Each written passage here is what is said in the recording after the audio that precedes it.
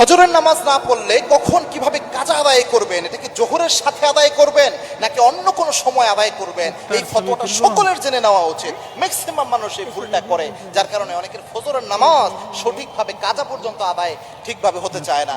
দেখেন, এই নামাজ এত গুরুত্বপূর্ণ একটা বিষয়, আল্লাহ রাব্বুল আলামিন কিয়ামতের এই কঠিন ময়দানে অন্য কোনো আমলের হিসাব আগে নেবেন না, সর্বপ্রথম আল্লাহ রাব্বুল আলামিন নেবেন কিন্তু এই নামাজের হিসাব। এমন চমৎকার একটা হাদিস আল্লাহর হাবিব সাল্লাল্লাহু আলাইহি ওয়াসাল্লাম উল্লেখ করেছেন, যে হাদিসটা আমাদের সকলের জানা উচিত। সিলসিলায়ে সহিহার বর্ণনা, আল্লাহর হাবিব সাল্লাল্লাহু আলাইহি ওয়াসাল্লাম জানিয়েছেন, আউয়ালু মা ইউহাসাবু বিহিল আবদু ইয়াউমাল কিয়ামাতি আস-সালাহ।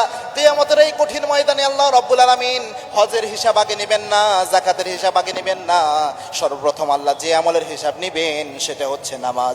ফাইন সলুহাত সলুহা সাইরি আমলিহি, যার আমল নামায় নামাজ থাকবে তার জীবনের সমস্ত আমল আল্লাহ কবুল করে নেবেন। বাট যার আমল নামায় নামাজ থাকবে না, তার কোনো আমল আল্লাহ কবুল করবে না।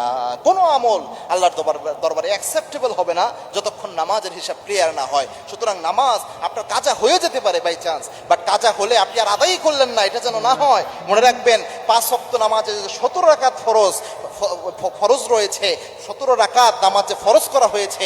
এই 17 রাকাত ফরজ নামাজের জন্য আল্লাহ কিয়ামতের দিন ধরবেন।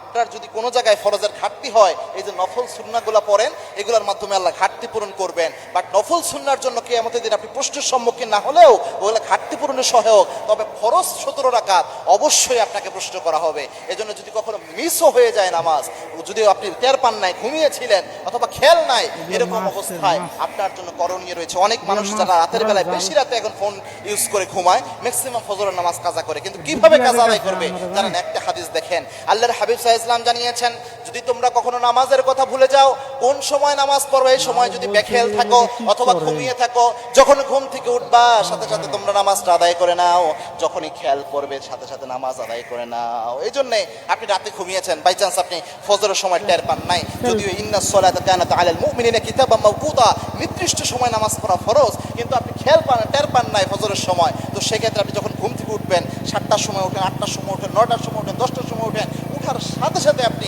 ফজরের নামাজ আদায় করে নেবেন, ওই সময় আদায় করবেন। জোহরের জন্য এটাকে পিছিয়ে রাখবেন না। মনে রাখবেন, জোহর পর্যন্ত আপনি যে বাঁচবেন এর কোনো গ্যারান্টি নেই। যদি এর মধ্যে আপনার মালাকাল মউত চলে আসে, আপনার কিন্তু বেনামাজি হালতে মৃত্যু হয়ে গেল, এটা খুব মারাত্মক। হ্যাঁ ভাইজান, যদি আপনি এমন হয় যে আপনি পড়তে পারেন নাই উঠার সাথে সাথে, তখন জোহরের সময় যখন আপনি নামাজ পড়বেন, জোহরের সব নামাজ পড়ার আগে প্রথমে ফজরের ওই নামাজটা কাজা করে তারপরে আপনি জোহরের নামাজ আদায় করবেন। আল্লাহ রাব্বুল আলামিন আমাদের বোঝার তৌফিক দান করুন। আল্লাহুম্মা আমিন।